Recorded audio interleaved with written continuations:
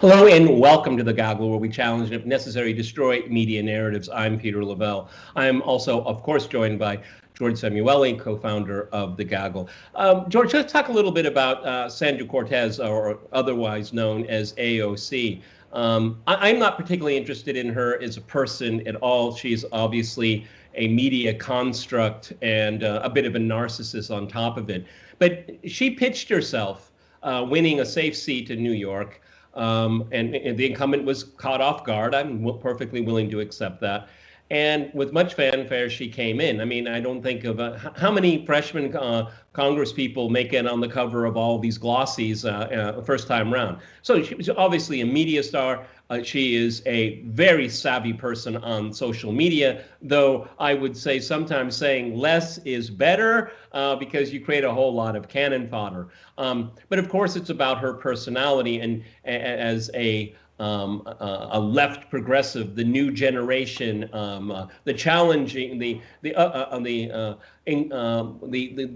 part of the Democratic Party that is ascendant and all that. It's all nonsense, George. It's not true.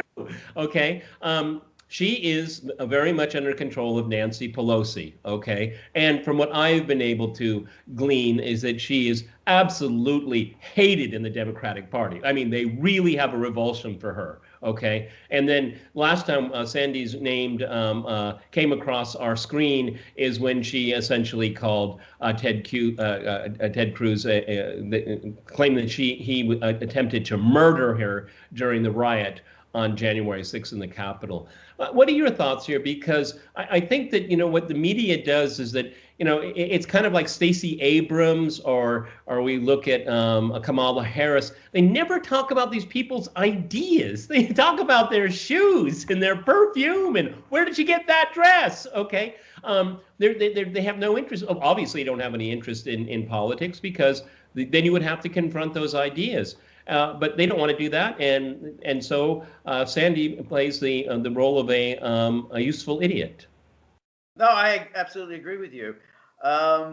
She rode the populist wave that had been rather a dominant feature in American life, really, probably starting from about 2010. Obviously came into fruition in the 2015, 2016 with the campaigns of Bernie Sanders and then Donald Trump. She then was elected in Congress in 2018. So she was part of the kind of a constantly the populist wave. And I think people saw in her as a left-wing populist. As you say, she knocked over a senior figure in the Democratic Party. She was a representative from Queens, a very unfashionable part of New York City. Donald Trump himself is, of course, from Queens. And, people were thinking, okay, well, this might be quite interesting. She seemed to have controversial views. And she was against the foreign policy, the interventionism and wars and so on. And then once she arrived on Capitol Hill, we suddenly found that, she was primarily interested in Alexandria Ocasio-Cortez. That was her main interest. And therefore, she spent her time constantly promoting herself rather than promoting a kind of a populist left-wing agenda. And those who saw in her a kind of a young successor to Bernie Sanders were quickly disappointed. I remember when the Trump administration began targeting in Venezuela and the Maduro government there, and I think our friend Max Blumenthal kind of confronted her on Capitol Hill. Well, what's your take? No, here would be a wonderful opportunity for a left-wing populist to say, this is absolutely outrageous. The United States is back to in old ways of interfering in the internal affairs of its neighbors, trying to impose a horrific, monopoly capitalism on Latin America.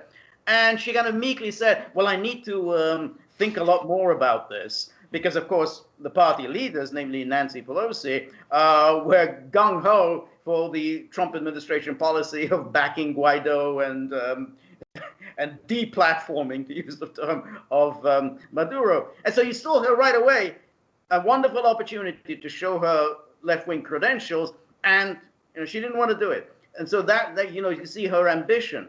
And then again, last week, when we had that populist revolt against the power of Wall Street, against the power of the hedge funds, these are people who add no capital to anything. I mean, they just simply are betting against companies, destroying brick and mortar companies that employ tens of thousands of people. Here would be an opportunity for her to step in and be unequivocally opposed to it. And in fact, she did tweet something out, indicating her support for those people on Reddit.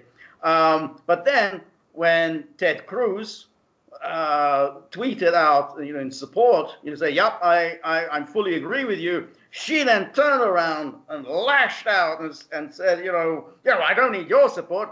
You almost had me murdered. That was it. Thought, well, hey, how about working together? You work across the aisle. Maybe, you got someone from the left, someone from the right. Now, maybe you can get some legislation done. In other words, basically do some work. No. Let's make it all about me. And then yesterday, she's back to the whole, I was nearly murdered. I thought I was going to die. She recorded this on Instagram. I was traumatized, brought back, memories of I'm a victim of sexual assault. And we're off. We've forgotten all about the Reddit. We've forgotten about the hedge funds, GameStop. It's all about her once again. Well, and her biography is fake, okay? I mean, granted, she might have been a bartender while she was going through school, but she's not a Queens girl. She's from a better part of town and had a very nice upbringing, comfortable, good for her. I mean, that's what most people want, okay? But where is she on the $2,000 check? I mean, I don't hear anything, okay? All right, when push comes to shove, when it really matters, okay, she fails, because then she just talks about how it affects her. Okay, well, I'm sorry, Sandy, that you were traumatized, but the middle class has been traumatized for 40 years. Okay, they know what trauma is, and they can feel for you. Okay, but you're there to do the people's business. And so, I mean, it's just like, remember when the Green New Deal was rolled out, and then we find out that it was one of her aides wrote it himself, someone that knows nothing about the environment or ecology and all of this. And I'm for Earth Day. I'm against littering. I'm for planting trees. Very old fashioned.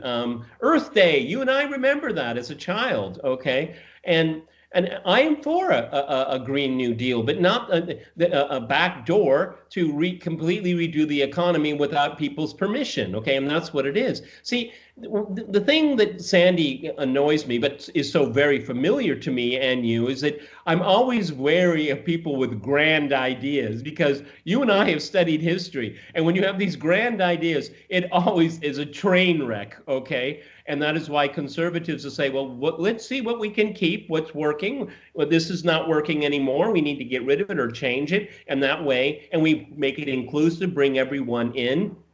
And she doesn't do that. And I know grand ideas are so, it's like a Netflix serial. It just builds up this great emotion and all that. But it's not really, that's not how change really happens here.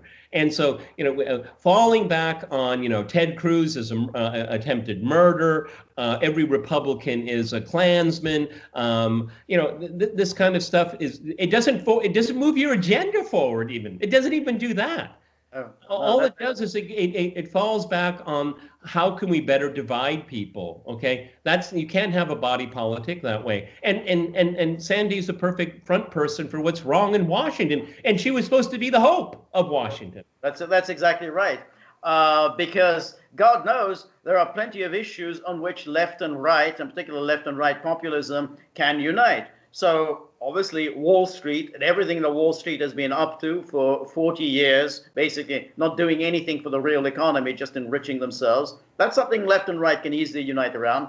The national security state, and the surveillance, the use of these organizations like the FBI and CIA that are supposed to be servants of the public, but however are used to terrorize and spy on the public.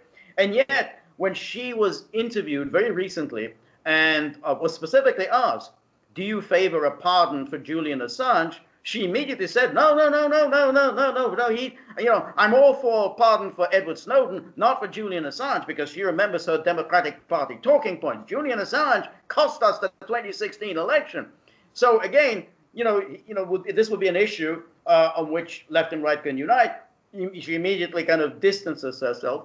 Again, wars, intervention, I said, again, she's not on board for that.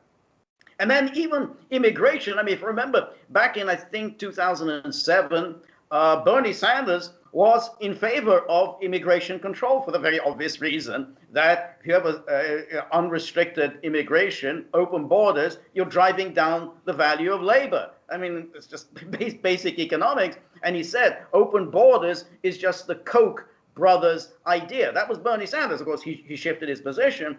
And what is AOC's big issue is the terrible things that are being done to the migrants. And she rushed down to the border and cried about the migrants, again losing an opportunity to again embrace a populist agenda that can unite left and right. I mean, the thing, it's something that you and I are going to be watching here, because they for 4 years, actually more than 4 years, even before Trump became president, they wanted to get rid of him. Okay, well, he's gone, but they don't know how to live in the world still. He's still renting their brains. I mean, so many of the things that you just mentioned and many more is that what she's doing in her head is Trump for that or against that? And she obviously makes the decision, well, I'm against if he's for, which is, again, kind of juvenile politics here. But you still see this happening with the Democrats and the left in general. I mean, Trump is still renting their brains. Right. And we have to get away from this. The interesting thing for me is that I self-identify as a conservative. I don't think about Donald Trump anymore. I don't, okay? I think about what we have to do. And again, as a conservative, and a lot of people will get really surprised to say, well, where's the $2,000 check, okay? I mean, this is something that would benefit people, okay? That's what I care about. I don't care about the political gossip and who's going to be shut down and shamed today. I mean, that's all these people do. They don't think about policy very much, or if at all. And so, they got what they wanted. Now they don't know how to exist in the world. I mean, it's kind of hilarious watching. That's right. And a classic example of that is this quote news story unquote. Marjorie Taylor Greene. Now, no one in the world had ever heard of Marjorie Taylor Greene up until 72 hours ago. She's a freshman congresswoman from Georgia who was overwhelmingly elected in November and seems to have some kooky ideas. I don't know whether she really holds these ideas or whether they're she may be being, what she said is being taken out of context. It's not beyond the media to do this, but nonetheless, CNN, MSNBC, Fox News, it's every moment of the day, Marjorie Taylor Greene, Marjorie Taylor Greene. Contact with Trump. That's right. And then yesterday, even our old friend Mitch McConnell issued a statement, while not actually mentioning her by name, but clearly calling her the cancer on the Republican Party. So, and you think, well, there's plenty that's going on, plenty of the terrible things that are going on right now in the United States. And the media, and including AOC and the rest, are obsessing about Marjorie Taylor Greene. So now apparently the Democrats are going to hold a floor vote to expel her from her committees because of what she said on Facebook. I mean, as you said, this is just divisiveness for the sake of divisiveness. How does it help anybody? Does anyone contest that she was elected in November? No one. Does anyone contest that she got 70% and more votes in that election? No one. So so you're going to disenfranchise her voters in that election? No. When I think of her, just one thought, George. She's not a tiebreaker. Okay, she doesn't break it. And so we haven't had kooks in Congress before. We don't have kooks in Congress now. Exactly. Yeah. Okay. So I mean, but again, you and I, for lack of a better word, just kind of old-fashioned. She got elected. Okay.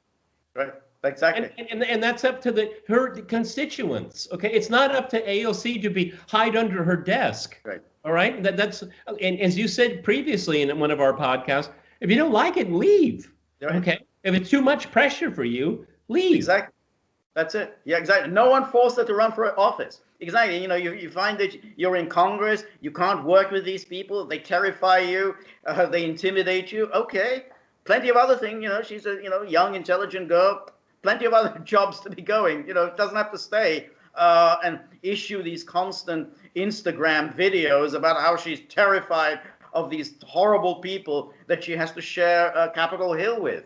But that just seems to be the whole mode. I mean, she issues a statement. I call on Kevin McCarthy to resign. I call on Ted Cruz to resign. I call on, the guy who's the number 2 to McCarthy. I forgot his name escapes at the moment. I call on him to resign. You think, who the hell are you to call on anybody to resign? I mean, these people, they're the leaders of the opposite party.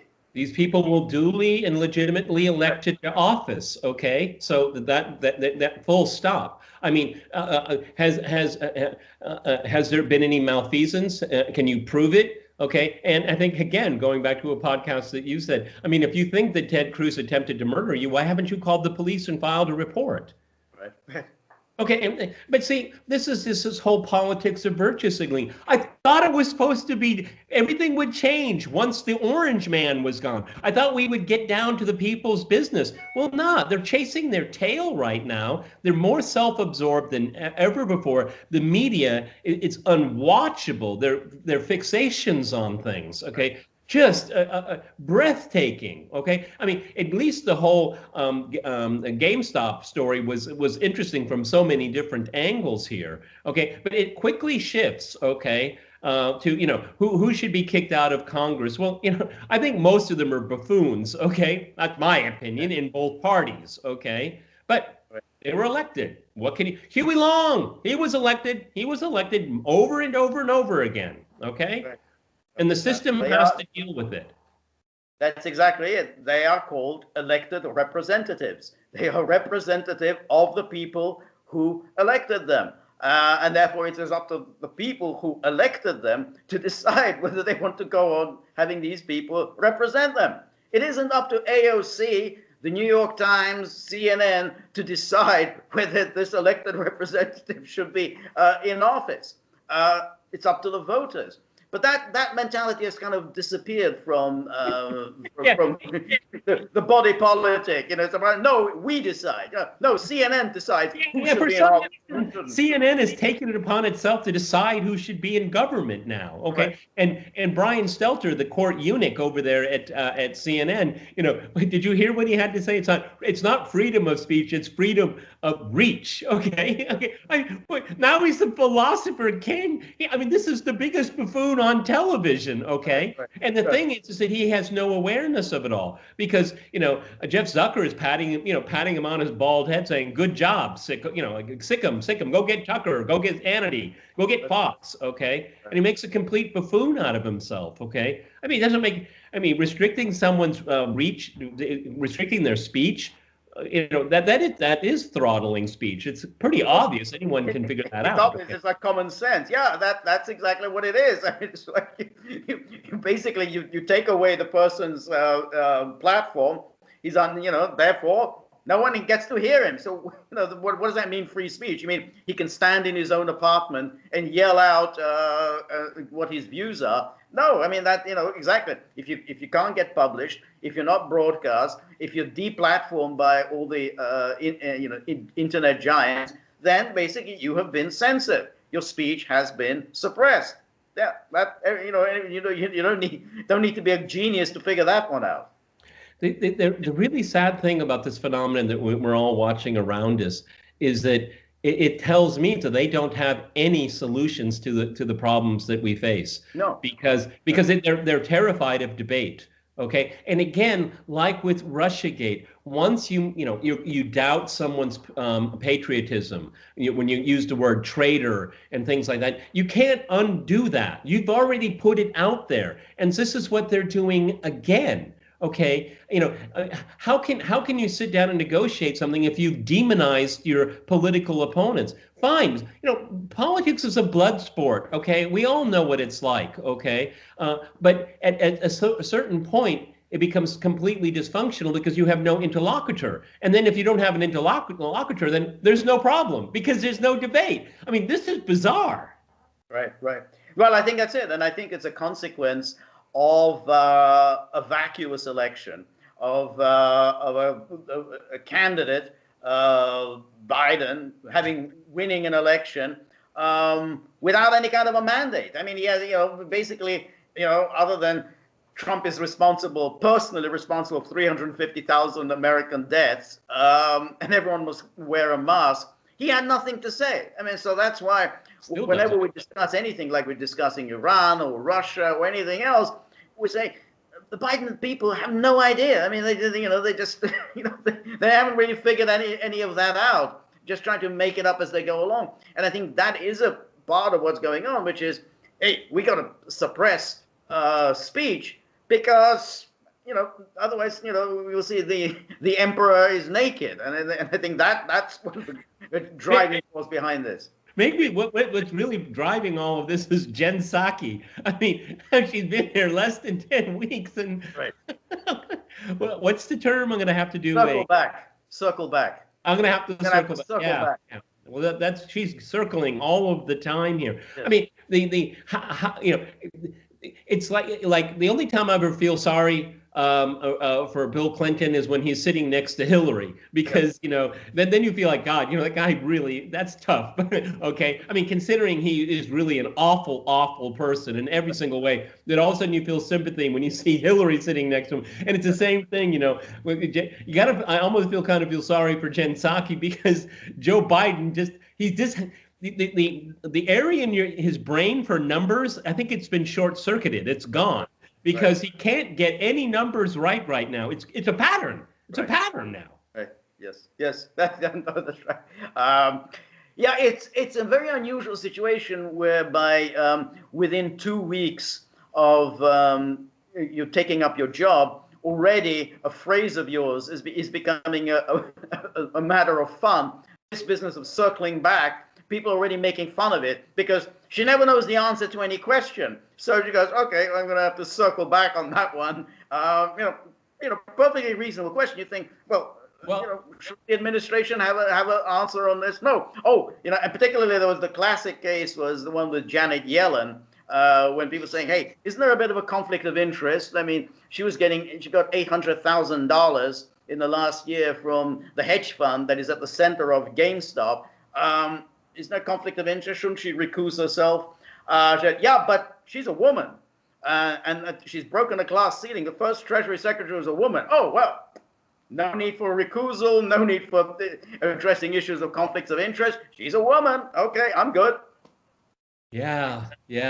Well, it shows that her lack of depth. She shows that every single time. I mean, when she was a spokesperson for the State Department, it was the same thing. That's why I couldn't believe that she was given the highest post, speaking for Joe Biden, because, I mean, she was really awful at it. I mean, no knowledge of history, no knowledge of geography. And it was shown over and over and over again to the point where it was just laughable. And now it's happening again. So she's circling back as Joe doesn't know the difference between 300 and 300 million. Okay. Yes. Okay. Yes. Yeah. For me, it's really interesting is that they keep trying to keep this veneer on the new administration, but all of the air is out of the balloon right now. It's just like, the excitement is gone. There's no 100 days here. And, is Joe doodling, or is he actually signing these executive orders? Okay. He has no idea. We don't know. They just signing whatever they thrust in front of them. Well, no, but see, let's go full circle. Okay. That's why the media loves to play along with AOC, because it's not her policies, it's her personality. She entertains us in the news, because what the hell is the president of the United States doing? Why is he signing all of these executive orders when none of them, zero, not one of them, have majoritarian support in the country? Not one. Right. Yeah, no, exactly. Which is why they are executive orders rather than legislation. And really questionable now, particularly after what happened last week with the victory for Texas, how many of these executive orders are going to survive. I think a number of them are very vulnerable to legal challenge. So, that's what happens when you try to rule by executive orders. I mean, happened, of course, with Trump as well, but it happened an awful lot also under Obama because, hey, these are matters that should be decided by legislatures. That's their job. It's not up to a president just to issue an order and everybody has to comply. That's the case. But I'm just going back to your point. I mean, it's like, the business model that CNN and MSNBC and Fox News have been operating under, which is all Trump all the time. And it worked pretty well, but they are now suffering. They're all getting hammered because there's no Trump. And so they keep, trying to pump up. I mean, you look at the front page of the New York Times, it's all Trump. I mean, it's still Trump. Because they know, I mean, no Trump, no New York Times. And so that's why they're now doing AOC, Marjorie Taylor Greene. How the hell are we going to keep people watching this rubbish? Well, the interesting thing, too, is that yesterday Biden met with 10 senior GOP politicians. But it says everything you need to know, because where's Sandy? Where's AOC? See, this is exactly what the real progressives, people like Jimmy Dore, what are some of the other ones? Chris Hedges and people like that. Glenn Greenwald. They all predicted this, is that Joe is going to make a deal with Republicans and he's gonna just forget about the people that elected him. I mean, we knew he was going to fall into this lane right here. Okay, they'll never talk to the AOCs of this world, not talk to the Squad. The Squad came out and was against censorship. I'm with the Squad. Then I do it by issue by issue by issue. Okay, I can make fun of these people, but if there's an idea out there that I think is attractive, I can go with it. I'm not so proud. Okay. But Joe Biden, really a liberal Republican. He's not a Democrat. He hasn't been for decades. Okay. And then when he signs an executive order protecting hate speech against people of the Pacific. And, I mean, it's like, Joe, who wrote this for you? Did you even read this thing? Okay. Right. It shows that on the cultural wars, he's going to throw them bones. Okay. But when it comes to real governance, outside of the virtue signaling, he's going to do business as usual. And business as usual, George, made what happen? It elected Donald Trump in 2016. Right. Well, that's it. But I think that's really the problem, that if AOC and the Squad had real genuine passion, had real force, were putting forward an agenda, I think Biden would pay attention to them. He doesn't pay attention to them because they're nowhere. I mean, there are, any number of issues. I mean, why isn't AOC making more of a fuss about the $2,000 check? Why isn't AOC talking about the national security stake? Why isn't AOC saying, hey, I don't think Janet Yellen should have anything to do with the GameStop issue because there's a conflict of interest? She isn't there. I mean, she's recording Instagram messages about the sexual assault that she experienced. I don't know, whenever she experienced it. So why pay attention to people who are not putting any kind of pressure on him? Because she wants... Jimmy Dore is outside. Jimmy Dore doesn't hold office. Glenn Greenwald doesn't hold office. They hold office. They potentially could make an impact, but they choose not to exercise it. Well, Sandy lost some of her her committee assignments, and she wants to primary Chuck Schumer. That's what she's interested in. As usual, once you get sucked in, well, not sucked in, once you voluntarily go into the system, you have to play their rules, okay? And she's more than willing to do that. Why? What's the most important thing? Sandy is the most important thing, okay? And she wants to make career out of this. She's what, 32 years old? She expects to retire from politics, okay? The same age that Chuck Schumer is, okay? So, no, I mean, that's it. She wants to be a part of the system. They crave it, okay? You get attention, adulation, and a lot of them make a lot of money off of it too. So, I mean, it's a gig if you can make it work. And look at Eric Swalwell. I mean, he can screw up in every single possible sense, and he keeps moving up. Okay. Well, no, that's a very good point. Well, the Eric Swalwell is, of course, an interesting case because, of course, there are plenty of skeletons, to say the least, in Eric Swalwell's closet. But the media don't focus on him the way they focus on Marjorie Taylor Greene. I mean, Swalwell's been around for a long time. He has had powerful positions in Congress for a long time. He was a leading force in Trump's first impeachment. He's going to be a leading force in Trump's second impeachment. We don't hear about anything that all his activities. We're focused on Marjorie Taylor Greene, who's just been elected. I mean, she's only been there for a few days. But again, that just shows how the media tell us, what do you focus on? What's the shiny object that you're supposed to look for today? Well, that's the shiny object.